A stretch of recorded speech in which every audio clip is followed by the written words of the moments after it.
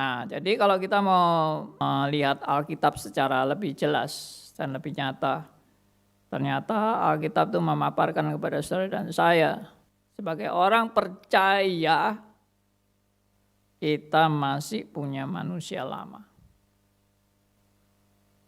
Ini jawaban yang bagi saya jawaban yang luar biasa dari pengajaran doktrin reform dan dari Alkitab tentunya, bahwa manusia lama itu tidak dihilangkan. Aneh ya? Tuhan tuh mau kita menjadi manusia baru. Tapi waktu kita menjalani manusia baru, ternyata manusia lama ini enggak dilenyapkan. Apakah ini karena kesalahan manusia? Atau ini adalah suatu penetapan yang datang dari Allah? Nah, kalau saudara baca reform ya sudah pasti jawabannya. Ini sudah penetapan dari Allah. Apakah bagi Allah melenyapkan manusia lama ini suatu yang sulit? Tidak ada yang sulit bagi Allah. Allah mau melenyapkan semua ini dalam sekejap. Langsung begitu bertobat, langsung jadi manusia baru, langsung manusia lamanya lenyap. Bisa. Gampang, bagi Allah tidak ada yang sulit. Begitu Anda bertobat, langsung wajah Anda berubah, bersinar-sinar. Jalannya aja ngawang di udara, tidak mendarat. Karena sudah menjadi suci, luar biasa. Indahnya bukan main. Karena mengalami pertobatan, Tuhan hapus semua manusia lama, dan Anda menjadi manusia baru yang tanpa dosa sama sekali. Bisa nggak? Bisa aja. Tapi itu bukan rencana Allah ternyata. Rencana Allah, Anda mengalami manusia baru. Tapi manusia lama tetap bercokol. Ini yang menjadi pergumulan saya juga. Setelah mengalami proses jatuh bangun sebagai orang percaya, saya juga bergumul kan, Tuhan, kenapa manusia lama ini tidak dilenyapkan? Kenapa masih ada sampai sekarang? Saya nggak suka ini, saya ingin lenyap, saya menjadi suci bersih, tanpa dosa sama sekali. Nah, inilah jawabannya. Tuhan memang punya rencana agar manusia lama itu tidak lenyap dalam hidup Anda. Yang pertama, apa tujuan Allah membuat manusia lama tetap ada di dalam hidup Anda? Supaya Anda dan saya jangan jadi orang yang sombong dan arogan. Memang ini paradoks. Sebetulnya orang yang sempurna kan tidak mungkin sombong. Orang yang sempurna kan tidak mungkin arogan. Tapi aneh ya kalimat ini, supaya jangan sombong dan arogan. Nah saudara-saudara, bagaimana reaksi Anda terhadap poin yang pertama ini? Apa reaksi yang benar? Reaksi yang benar justru menyadari, ya Tuhan, sejujurnya aku adalah manusia yang sombong dan arogan. Adakah manusia yang tidak sombong? Tidak ada. Kesimpulannya, semua manusia pasti sombong. Daud adalah terkenal raja, seorang yang tadinya waktu dia jadi gembala adalah orang yang sangat rendah hati, humble, tulus, penuh dengan kemurnian. Dibandingkan dengan Saul, Daud sangat humble sekali, sangat rendah hati sekali. Ya kan? Apalagi setelah Daud mengalahkan Goliat. Saul iri hati dan sangat benci terhadap pujian bagi Daud. Saul sangat sombong sekali. Daud begitu rendah hati, begitu tulus, begitu murni. Tapi setelah Daud menjalani hidup sebagai raja yang penuh dengan kemenangan dan kemenangan, banyak sekali kesombongan yang dilakukan oleh Daud. Tapi saya hanya mau menyebut salah satu. Kesombongannya yang paling spektakuler. Yaitu apa? yaitu waktu dia minta untuk Batsheba bisa tidur sama dia. Kenapa saya sebut ini sebagai suatu kesombongan? Daud merasa, aku raja. Waktu dia kepingin bersama dengan Batsheba. Batsheba itu siapa? Istrinya orang lain kan? Istri prajuritnya. Tapi dia nggak peduli. Dia ambil Batsheba. Kenapa Daud bisa berpikiran seperti itu? Ya aku raja. Aku punya hak untuk meminta siapapun mendampingi aku. Untuk tidur bersama dengan aku. Bukankah ini kesombongan? Luar biasa kesombongannya. Bayangkan dari orang yang begitu tulus, begitu murni, begitu rendah hati, menjadi orang yang begitu arogan. Sudah dikasih tahu itu, bahkan masih ingin membunuh suami daripada Batsheba. Luar biasa kan? Ini menunjukkan apa? Saudara dan saya itu orang sombong. Dan orang arogan. Hanya kita ini tidak punya kesempatan untuk menyuburkan kesombongan dan kearoganan. Siapa sih yang sanggup punya kedudukan seperti Daud dan tetap rendah hati dan tulus dan penuh dengan kemurnian? Mungkin saudara akan jawab, Yusuf Pak. Ya bagus. Tapi bagaimana Tuhan membentuk Yusuf sampai benar-benar hancur dia. Dari anak kesayangan, begitu dijual, dijadikan budak, jauh dari orang tua yang sangat memanjakan dia, sampai dia bahkan dipenjara, difitnah, dan sebagainya. Yusuf benar-benar menyadari semua karena anugerah Tuhan.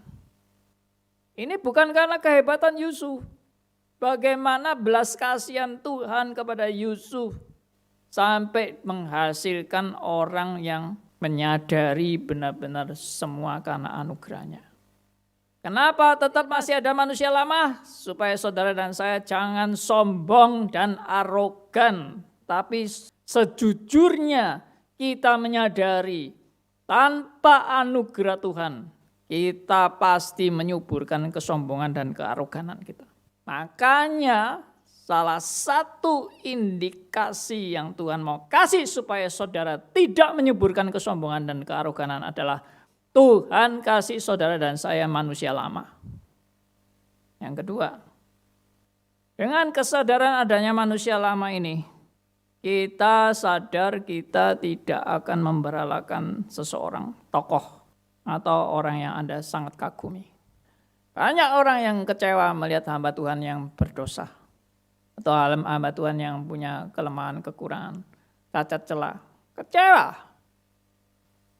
Satu hal yang merupakan karunia yang Tuhan mau berikan kepada Anda dan saya adalah kita tidak terjebak untuk memberhalakan manusia.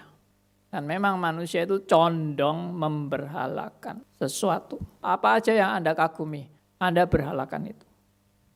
Alkitab yang bilang, tidak ada seorang pun yang tanpa kelemahan, tanpa kekurangan, tanpa dosa. Yang ketiga, pelajaran apa yang didapat? Ketika saya menyadari ada manusia lama. Di hadapan Allah, kita tidak lebih baik dari orang lain. Melihat orang lain yang berdosa, kita sendiri pun tidak lebih baik dari orang yang berdosa itu, dan apalagi orang yang kita sangat membencinya. Kita juga enggak lebih baik dari mereka. Ini salah satu kunci bagaimana kita mau belajar mengasihi orang yang kita enggak suka. Apalagi yang menyakiti kita, memfitnah kita, menghancurkan masa depan kita. Tapi kalau kita sadar bahwa kita adalah orang yang berdosa di hadapan Allah, kita belajar untuk menerima orang lain, sebagaimana Tuhan juga mau menerima kita. Keberadaan manusia lama ini banyak menginsyafkan saya pribadi, bahwa saya tidak lebih baik dari orang lain, dan saya tidak mudah untuk menghakimi orang lain. Jadi, saya sadar dengan keberadaan manusia lama ini, saya pun tidak terlalu baik di hadapan Tuhan. Maka saya belajar juga menerima orang lain yang tanda petik tidak baik menurut saya, tapi dia adalah anak Tuhan. Kita semua itu diampuni oleh karena belas kasihan Tuhan, bukan karena kelayakan Anda. Kita semua masih punya manusia lama yang gak beres. Dan Tuhan mau itu, supaya kita sadar, aku diterima Tuhan karena anugerahnya. Yang keempat, kita tidak perlu tersandung melihat kejelekan, kejahatan orang dosa, kejatuhan orang rohani sekalipun. Karena kita berkata bahwa tidak ada seorang pun yang baik dan yang benar di hadapan Allah. Kelima, yang kita perlu lakukan adalah mendoakan dan mawas diri. Ini juga mirip seperti Daud kan? Kita tahu bagaimana Tuhan tetap mengasihi Daud. Meskipun Daud berbuat jahat luar biasa. Tapi memang ada hukuman, ada memang akibat. Tapi kasih Tuhan terhadap Daud tidak bergeser. Itu yang luar biasa. Mari kita belajar seperti ini. Karena kita menyadari semua orang masih punya manusia lama. Jadi kita belajar menerima orang lain sebagaimana kita diterima Allah. Bukan karena kebaikan kita, tapi semata karena anugerahnya yang ajaib. Yang mau menerima kita apa adanya. Saudara pikir saudara ini layak jadi anak Allah. Karena prestasi Anda, karena kebaikan Anda, karena kesalehan Anda. Sama sekali tidak. Kita ini bagaikan sampah rusak, hancur, patut dibinasakan. Namun Tuhan memberikan belas kasihan kepada saudara dan saya. Dijadikan anak Allah. Luar biasa. Kita seringkali terlalu terbiasa dengan kata-kata anak Allah. Tapi anak Allah itu pangkatnya melebihi presiden. Melebihi raja. Anak Allah. Luar biasa sekali. Tapi kita seringkali menganggap remeh ini kan. Kalau Tuhan mau menerima kita yang brengsek ini untuk dijadikan anak Allah, mengapa kita juga tidak belajar menerima orang lain yang dikasih oleh Allah? Itu yang saya dapat pelajaran mengenai manusia lama ini. Kita diterima Allah bukan karena kebaikan kita, tapi semata-mata karena anugerahnya yang ajaib, yang mau mengasihi kita yang tidak layak dan penuh dengan dosa ini. Semua hanya karena anugerahnya yang ajaib. Karena itu sampai muncul lagu Amazing Grace. Lagu ini ditulis oleh seseorang yang betul-betul menyadari betapa rusak hidupnya yang sudah tidak berguna ini. Namun Tuhan mau mengasihinya. Tuhan mau memberikan dia anugerahnya yang luar biasa. Itu poin yang Tuhan mau tekankan untuk keberadaan manusia lama ini. Kesadaran akan kelemahan kita justru akan menyadarkan kita betapa rapuhnya hidup kita sebagai manusia. Setiap detik kita bergantung kepada anugerah dan topangannya. Mengapa manusia lama tetap bercokol di dalam kita menjalani hidup sebagai manusia baru? Salah satu sebab hal ini mau membuktikan kepada saudara dan saya bahwa kita diselamatkan bukan karena perbuatan baik. Tuhan mau menyatakan kepada Anda dan saya sampai hari ini masih manusia bobrok dan tidak layak. Kalau Tuhan tidak berbelas kasihan kepada saudara dan saya, karena perbuatan baik saya tetap perbuatan baik yang bernoda, perbuatan baik yang bercacat, perbuatan baik yang banyak kelemahan dan kekurangan. Yesaya pernah mengatakan mewakili semua rakyat bangsa Israel. Yesaya 64 ayat 6. Segala kesalehan kami seperti kain yang kotor di hadapan Allah. Nabi-nabi yang sudah berjumpa dengan Allah benar-benar menyadari bahwa bukan karena kesalehan dia diterima oleh Allah. Ini doktrin yang luar biasa. Doktrin iman Kristen dari Alkitab Perjanjian Lama sampai Perjanjian Baru. Kita diterima Allah bukan karena kesalehan kita. Kesalehan kita ini seperti kain yang kotor di hadapan Tuhan. Kesalehan yang sudah ternoda. Kesalehan yang bercacat dan tidak layak untuk bisa memenuhi syarat keselamatan. Dan dengan adanya manusia lama ini, mau menunjukkan saudara dan saya, semata-mata bergantung kepada anugerah Allah dan topangan Allah setiap detik. Terakhir, melalui kesadaran adanya manusia lama ini, Allah lah yang seharusnya dan sepatutnya dimuliakan dan bukan memuliakan manusia. Kenapa manusia dibiarkan punya kelemahan dan kekurangan? Karena Tuhan mau supaya bukan Anda dan saya yang dimuliakan. Dan kita jangan memuliakan manusia, tapi hanya Allah lah yang patut dimuliakan.